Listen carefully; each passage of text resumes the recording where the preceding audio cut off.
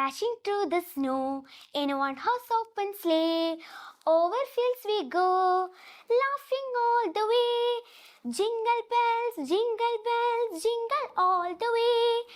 Oh, what fun is to ride in a one horse open sleigh.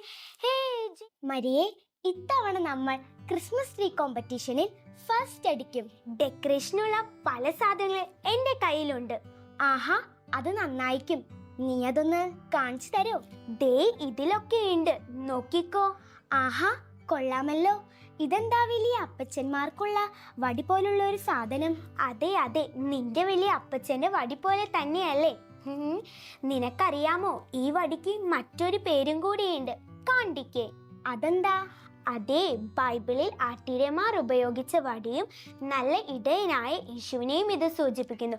കൂടാതെ ഇതിന്റെ ചുവപ്പ് നിറം യേശു കുരിശിൽ ചൊരിഞ്ഞ രക്തത്തെയും.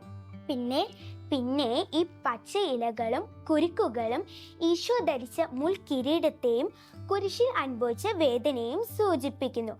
ഇതിന്റെ ജെ ആകൃതി ജീസസ് എന്ന നാമത്തെയും സൂചിപ്പിക്കുന്നു.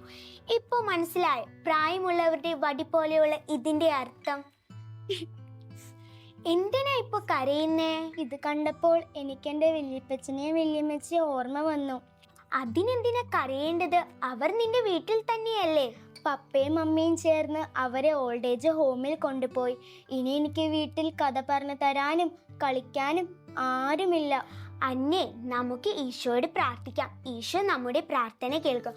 കൂടാതെ ഇതുപോലെ വടി പിടിച്ചു കഴിയുന്ന എല്ലാ അപ്പച്ചമാരെയും അമ്മച്ചിമാരെയും നമുക്ക് ഈശോയ്ക്ക് സമർപ്പിക്കാം. ഉണ്ണീശോ എല്ലാവരെയും അനുഗ്രഹിക്കട്ടെ. എനിക്കെൻ്റെ വല്യപ്പച്ചനെയും വല്യമ്മച്ചയും തിരികെ വീട്ടിൽ കൊണ്ടുവരണം. അപ്പോൾ ഉറപ്പായിട്ടും ഉണ്ണീശോ നിനക്കൊരു സമ്മാനമായി അവരെ വീണ്ടും നിന്റെ കൂടെ കൊണ്ടുപോകാൻ വഴിയൊരുക്കും. നമുക്ക് ഉണ്ണീശോയോട് പ്രാർത്ഥിക്കാം. കൂട്ടുകാരെ, ഈ ക്രിസ്മസ് ദിനത്തിൽ പ്രായമായ അപ്പച്ചന്മാരെയും അമ്മച്ചിമാരെയും സന്ദർശിച്ച് അവർക്ക് വേണ്ട സഹായങ്ങൾ ചെയ്തു കൊടുത്താലോ? കൂട്ടുകാരെ, നിങ്ങൾ ചെയ്യേ. അപ്പോൾ എല്ലാവർക്കും ഞങ്ങളുടെ ഹൃദയം നിറഞ്ഞ ക്രിസ്മസ് ആശംസകൾ.